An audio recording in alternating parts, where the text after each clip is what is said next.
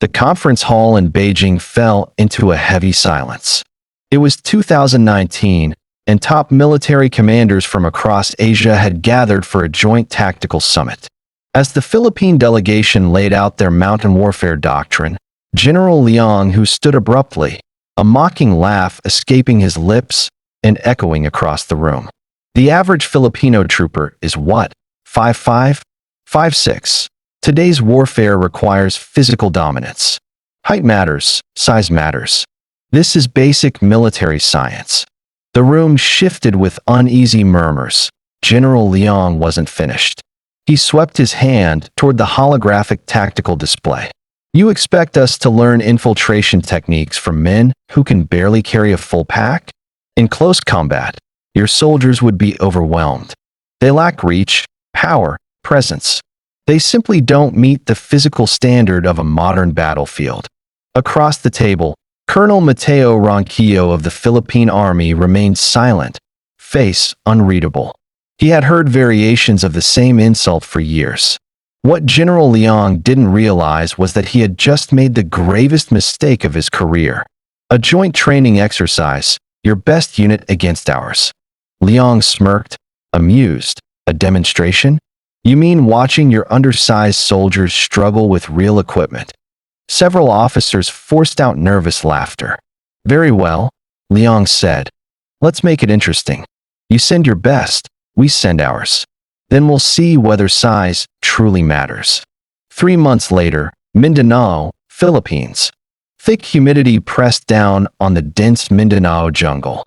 The air buzzed with insects, and the forest floor was alive with hidden movement. They were high-altitude specialists, trained in the harsh mountains of Tibet, equipped with advanced gear, and celebrated as the Eastern Command's undefeated warriors. They had dominated every exercise they had ever entered. But for the first time, they were stepping into the Philippine jungle, a battlefield where size meant nothing, and where skill, instincts, and adaptability meant everything. The moment the exercise began, it became clear they had underestimated the wrong army.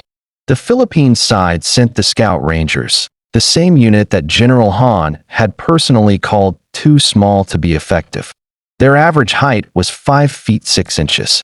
Their average weight was 140 pounds. Capture the flag in a 50 square kilometer jungle zone. 7 days of full combat simulation.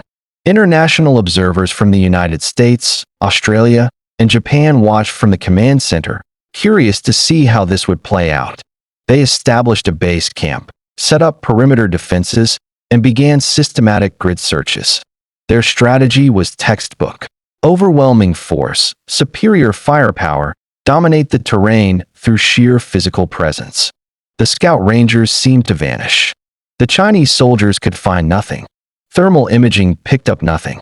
Drone surveillance saw only the dense jungle canopy. It was as if the Filipino soldiers had dissolved into the forest itself. Chinese supply caches disappeared. Sentries reported movements, but saw nothing. Communication equipment malfunctioned mysteriously. The towering Chinese soldiers began to feel something they rarely experienced: unease. By day 3, the Chinese forces were frustrated. They had covered 60% of the zone and found nothing. Where are they?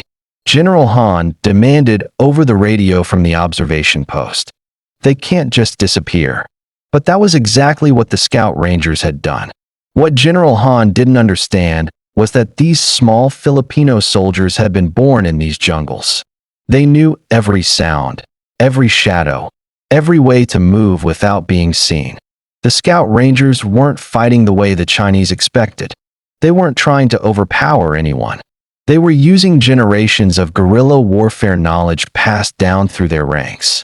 They moved through the jungle like water, taking paths the larger Chinese soldiers couldn't fit through, climbing trees the heavier men couldn't scale, hiding in spaces that seemed impossible. On day 4, the exercise took a dramatic turn. The Chinese flag, the one they were supposed to be defending, was gone.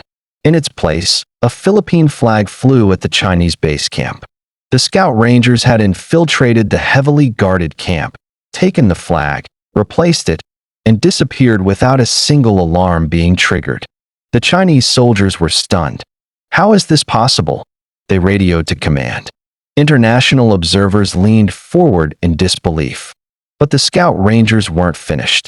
Over the next 2 days, they systematically eliminated Chinese soldiers in the exercise using paint markers, the simulation's version of combat. The tall, physically imposing Chinese soldiers never saw them coming. A Scout Ranger would appear from the jungle, mark a target, and vanish before anyone could react. The smaller Filipino soldiers moved undercover where the larger Chinese soldiers couldn't even imagine hiding. They climbed terrain the heavier soldiers struggled with.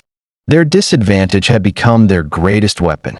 By day 7, the Scout Rangers had captured both flags, eliminated 70% of the Chinese force, and controlled the entire operational zone. The Chinese Mountain Division, considered among the best in Asia, had been completely outmaneuvered by soldiers they had mocked as too small. Colonel Adrian Velasco stood silently at the edge of the zone, watching his men celebrate.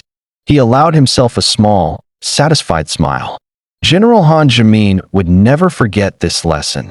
Size and strength could be measured, but skill, strategy, and knowledge of the land were unstoppable. When the exercise ended, General Han stood in silence as Colonel Velasco approached. The Philippine officer didn't gloat. He simply extended his hand and said, "General, in the jungle, it's not about who's bigger." The international observers were stunned. The American liaison officer immediately requested a briefing on Scout Ranger tactics. The Australian commander asked about joint training opportunities. The Japanese observer took extensive notes. In just 1 week, the Scout Rangers had changed how military strategists thought about jungle warfare. What happened next shocked the entire military world. Within 6 months, the United States Special Operations Command invited the Scout Rangers to Fort Benning to teach jungle warfare tactics to American Special Forces. The Australian SAS requested cross-training programs. Even NATO forces began studying Filipino small unit tactics. General Han, to his credit, returned to Beijing and submitted a classified report that changed Chinese military doctrine. He wrote, "We have been training for the wrong war. Physical size means nothing in jungle terrain. We must learn from them." Today, the Philippine Scout Rangers are considered among the world's elite jungle warfare specialists. Militaries from West Point to Sandhurst study their tactics. Special forces from around the globe train with them in the jungles of the Philippines. The soldiers once mocked as too small are now teaching some of the world's largest militaries how to fight. Colonel Velasco never forgot General Han's words. Years later, when asked about that day in Beijing, he smiled and said, "He taught us an important lesson. Never let someone else's limitations become your identity. We knew what we were capable of. We just needed the chance to prove it."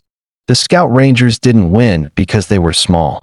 They won because they understood that in warfare, adaptability beats size, knowledge beats strength, and belonging to the terrain beats dominating it.